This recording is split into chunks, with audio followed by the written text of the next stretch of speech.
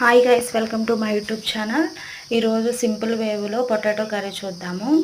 ముందుగా కావాల్సిన ఉల్లిపాయలు, బంగాళదుంపలు, టమాటాలు అండ్ పచ్చిమిర్చి. వాటిని కొంచెం సాల్ట్ వేసుకొని వాష్ చేసుకోండి.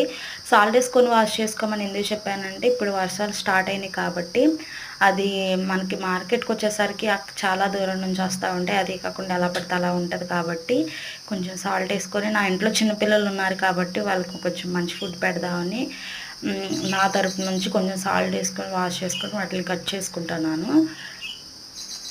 మీకు ఇష్టం వచ్చినట్టు మీరు వాష్ చేసుకోవచ్చు, అది మీ చాయిస్. బట్ నేనైతే కొంచెం సాల్ట్ వేసుకొని బాగా వాటిని క్లీన్ చేసుకున్న తర్వాత మాత్రమే కట్ చేస్తున్నాను. ఇది వీడియో కోసం చెప్పట్లేదు, రియల్గా కూడా ఇలాగే చేస్తున్నాను నేను. అట్లన్నిటి కట్ చేసుకొని పక్కన పెట్టుకోవాలి. పక్కన పెట్టుకున్న తర్వాత మీరు ఏదైతే కర్రీ వండుకోవాలనుకుంటున్నారో వాటికి సంబంధించిన సామాన్ ఉండదు కదా, అది ముందుగా గ్యాస్ మీద పెట్టుకొని దాన్ని మనం బాగా హీట్ అయిన తర్వాత మాత్రమే ఆయిల్ వేసుకోవాలి. బాగా హీట్ ఎందుకు అవనివ్వాలంటే మనం చాలా మటుకు చూసే ఉండొచ్చు, తెలుసో తెలియక మనం ఆయిల్ హీట్ అవ్వకోకుండా లేకపోతే అది బాండీ హీట్ అవ్వకోకుండా వేసేసినప్పుడు అడిగంటు పోవడం అలా అవుతూ ఉండిద్ది. అలా కాకుండా ఉండాలంటే ముందు వాటిని హీట్ అయిన తర్వాత ఆయిల్ అంటే కళాయి హీట్ అయిన తర్వాత మాత్రమే మీరు ఏదైతే ఫస్ట్ ఇంగ్రీడియంట్ వేయాలనుకుంటున్నారో అది వేయాలి. అప్పుడే కొంచెం అది మనకి అడుగంటుకోకుండా మంచిగా వస్తుంది కర్రీ అనేది.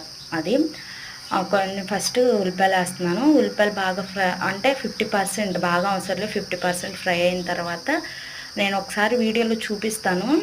అలా ఒక 50% కుక్ అయిన తర్వాత మాత్రమే పొటాటోలు యాడ్ చేయండి. ఇది ఫ్రై అవ్వకుండా అట్లాగే యాడ్ చేస్తున్నారు, పచ్చి పిచ్చిగా ఉంటాయని అనుకోవద్దు. ఎందుకంటే మనం బంగాళదుంప, మళ్ళీ పచ్చిమిర్చి, టమాటా ఇవన్నీ కుక్ అయ్యేలోగా ఆనియన్స్ అనేది సాంతో ఫ్రై అయిపోతే ప్లస్ కుక్ కూడా అవుతుంది. మనకి కర్రీ అనేది సూపర్ ఉంటుంది. ఒకసారి ఇలా ట్రై చేసి చూడండి.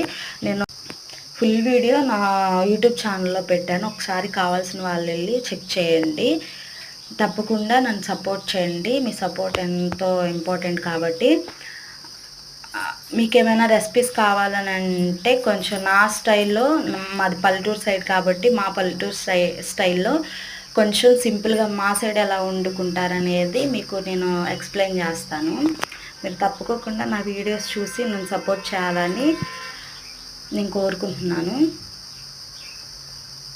కొంచెం ఒక 20 మినిట్స్ మూత పెట్టి మనం కుక్ చేసుకున్న తర్వాత సాల్ట్ యాడ్ చేయండి. సాల్ట్ యాడ్ చేయడం మరీ ఎంత కుక్ అవుతుంది, ఏ ఐటమ్ అయినా ఒక 50% కుక్ అయిన తర్వాత సాల్ట్ యాడ్ చేయడం వల్ల మనకి పూర్తిగా కుక్